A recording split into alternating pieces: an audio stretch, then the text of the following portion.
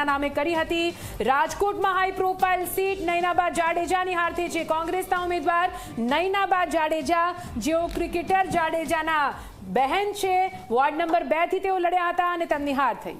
એના પછી છેલ્લા 1.5 વર્ષથી આપ મહેનત કરતા હતા, ક્યાં એવું લાગે છે કે અહીંયા થોડુંક નબળું રહ્યું એને કારણે આ થયું? કેમ કે સામે મુસ્લિમ મતદારો હતા, એના માટે થઈને પણ કારિયાણી ઉમેદવારને આપે મૂક્યા હતા। શું લાગે?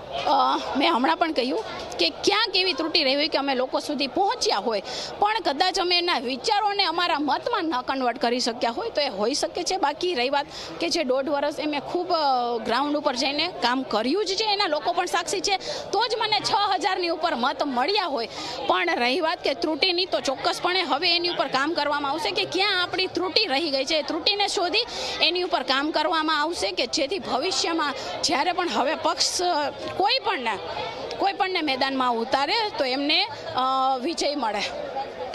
હવે કઈ રીતના લોકોની વચ્ચે જવાના છો? કારણ કે અત્યારે તો લોકોનો જે મિજાજ હતો એ આ સ્પષ્ટ થઈ ગયો છે, હવે લોકોની વચ્ચે કઈ રીતના જશો? એમ પહેલે તો એક પેટર્નથી એમને મત મળ્યા, એનાથી I am not satisfied with that કે એક પેટર્નમાં મત ન આવે। એનીવેઝ લોકોનો કહેવાય કે મત છે, મંતવ્ય છે, એને આવકારીએ છીએ, પણ લોકો મારા કામથી ક્યાંક ને ક્યાંક ખુશ તો હશે જ, એટલે તો મને 6000ની ઉપર મત મળ્યા છે।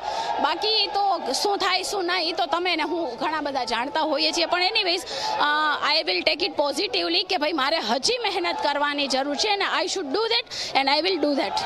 ચોક્કસ જ નયનાબા જાડેજા છે કે તેમને મતદારોનો આભાર છે તે વ્યક્ત કર્યો છે અને 6000 કરતાં વધુ જે મત મળ્યા છે તે મત ક્યાંક ભારતીય જનતા પાર્ટીનો જે વોર્ડ નંબર 2 છે તેની અંદર ગાબડું પાડવા માટેનો તેમનો પ્રયાસ હતો અને તેમાં સફળ છે તે મહદઅંશે ગયા છે। પરંતુ આ વખતે નયનાબા જાડેજા છે કે તેમને હારનો સામનો છે તે કરવાનો નોબત છે તે આવી છે। કેમેરા પર્સન ઉદય પવાર સાથે ગૌરવ